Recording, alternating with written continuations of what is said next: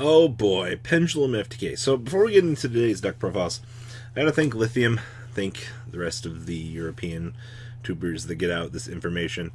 It is quite honestly a really big help that we get the chance to get this info. So always, always, always thank you to all of the Yugi tubers for getting out the information for the community for these decks. So, Pendulum FTK, so what are we doing here?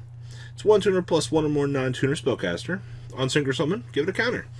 Once per turn, discard any number of cards. Place one spell counter on a monster or monsters you control for each card discarded. You can remove all counters from your field to inflict 500 damage to your opponent for each removed spell counter. So, we can just give some counters, give some counters, give some more counters, give more counters, and then we can just kill our opponent, right? That's how this works. So, you have two copies of Abyss Actor Curtain Raiser, one copy of Aether the Evil Empowering Dragon, triple copies of Chronograph Sorcerer, one Destrudo, triple copies of Endymion, the Mighty Master of Magic, two copies of Magister of Endymion, one copy of Basilisk, one Garuda, two copies of Jackal King, triple copies of Master Cerberus, only one copy of Reflection. Then we have triple copies of Servant, one copy of Spellbook Magician Draw Cards, two copies of the Supreme King Dragon Darkworm, one Gate Zero, and one Brick.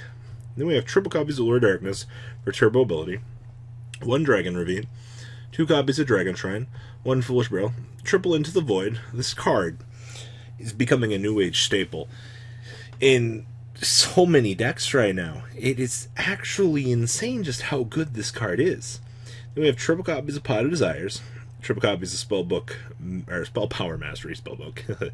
Only this was a Spellbook card.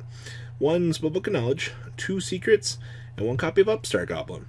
Then we have one Triple Burst Dragon, one Heretic Seal of Heavenly Spheres, one Electromite, one LP, one copy of Romulus, one Boral Sword, one Borreload, one Beat Cop, and one copy of a Grave Dragon, my favorite. Then we have one Absolute, one Dweller, one Tempest Magician, one Shooting Riser, one Dawn Dragster, and one Odd Eyes Vortex Dragon. Then we have triple Denkareka, triple Sphere Mode, triple copies of Dark Ruler No More, triple System Down, and triple copies of Evenly Matched, wrapping up this deck profile. Seeing is believing, ladies and gentlemen, and seeing Pendulum FTK be a relevant deck right now is quite interesting because you get the best of both worlds. You have a Cheese OTK built in, and you have the consistency and raw power of pendulums. How could this ever go wrong? Now, next list we have here, this is some love for Cyber Dragons. Our young friend here ended up bubbling this event, which is really sad actually, because seeing, just looking at this list, this is much different than what I expect out of your normal Cyber Dragon deck. And seeing only one Cyber Dragon monster and a regular trap board here, this is nuts to me. So we have one copy of Cyber Dragon, and then we have triple copies of Cyber Dragon Core, triple copies of Cyber Dragon Hearse, one Naxter, triple Phantasme, two copies of Galaxy Soldier, and then we have triple Called by the Grave, triple Cyber Emergency, one Repair Plant, one Cyber Load Fusion, triple Super Poly, then we have triple Compulse, triple Cybernetic Overflow, because this is honestly one of the best disruptive trap cards we actually have in today's metagame. And players, I don't know if they're just sleeping on this card or they just don't want to approach this, but it is very powerful nonetheless. Then we have triple Storm Duster, triple Solemn Strike, triple Trap Trick. Being able to set my Overflow or a Compulse or a Heavy Storm Duster seems really good actually. And then we have one copy of Unending Nightmare wrapping up the main deck here.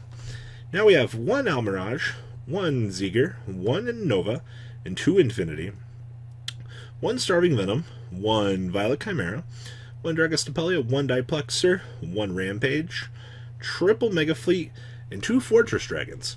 Side here we have one Scythe, triple Ash, triple Droll, triple Nibiru, two copies of Sanctum, and triple copies of Evenly Matched, wrapping up the Cyber Dragon list. This is much different than anything I think I've seen this format, and this is quite exciting. Like, who would have guessed that somebody would go down the route of trying to play a control Cyber Dragon deck? Because most of the builds I've seen have been geared towards this OTK mentality, where they don't really care what the opponent's doing. And this build strictly knows what it wants to do. It wants to set up, and then it wants to disrupt you. And Infinity backed with actual trap cards is a very scary thing. A little bit more I think people want to say. Next up, we have Trains. Now, this deck also ended up bubbling the event, and interestingly enough, Trains, they've always been there. This is literally the best deck to play Shadalls next to Dinosaurs. Obviously, Dinosaurs have the much easier carry for this, because being able to draw cards and extenders for your deck is very good. Also, you know, Shek is a level 10, so being able to overlay a little bit more consistently is something that you want your deck to be able to do. And honestly, this deck does it quite well. Also, a little tech choice of Red Reboot, making sure that your opponent can't disrupt you. You're free to make those key plays to, you know, play your deck. Because if your opponent stuns you, you're just going to be like, well, that's it, my guy. I guess you win now. So, you do need immediate answers like this. So, with triple copies of Ashel Blossom, Enjoy Spring. 1 copy of Pinkertops. Triple copies of the Flying Pegasus, Railroad Stampedo. 2 Gamma Seal. Triple copies of the Heavy Freight Train, Decurion. 1 Night Express Knight. 1 Ruffian Railcar. 1 Beast. 1 Dragon. And triple copies of the Super Express Bullet Traino. 2 copies of Limited Removal. I have not seen Limited Removal in a train deck in a very long time. Hello, OTK Enabler. Love it. Literally just slap this on this bad boy, or this bad boy, roll 8k on in there. Oh, plus you gain, you know, the extra power.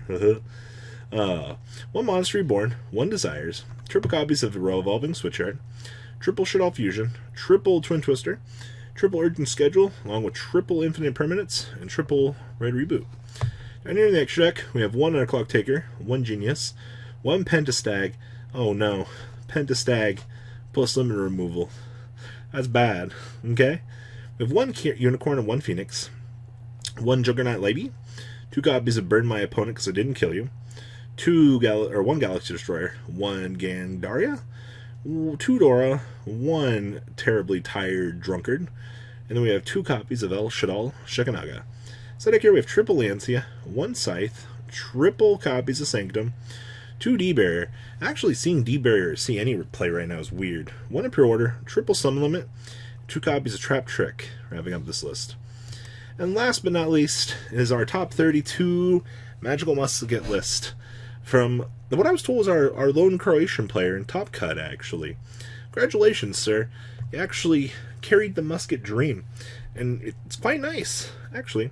So I have triple copies of Ash, Blossom, and Joy Spring, 2 Phantasme, triple Caspar, 2 copies of Doc, triple Kid Brave, and triple Starfire.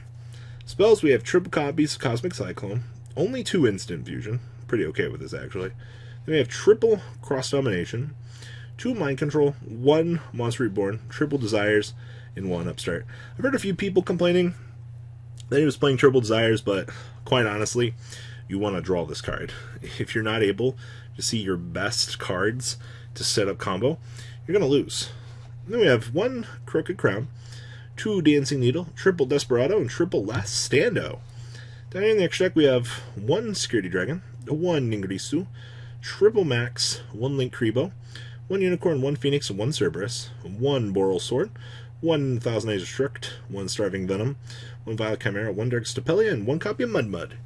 Then we have side deck here, triple Dogwood for Time, triple Nibiru, triple Called by the Grave, triple Super Polymerization, and triple copies of Red Reboot, wrapping up this list. Not seeing Utopia double, very interesting. Not seeing Pot of Extravagance, also quite interesting. The level of change for the metagame, though, adapting your deck to these key points, very important, and I think a lot of players do tend to miss that changes are what bring the metagame on home. So, that is your chunk of deck profiles today. What do you guys think? Please, leave a comment down below. Tell me what you guys think. And we'll catch you guys on the flip side. Peace out. The ride never, well, truly ends. Thank you, patrons. Without you guys, I don't know what I'd be wearing in these videos. I might be a truffle shuffle incident all over again. Guys, please also check out VanCole40 for some awesome Vanguard content. Some other interesting stuff you might find up here on the left or in the description as well. Thanks for watching.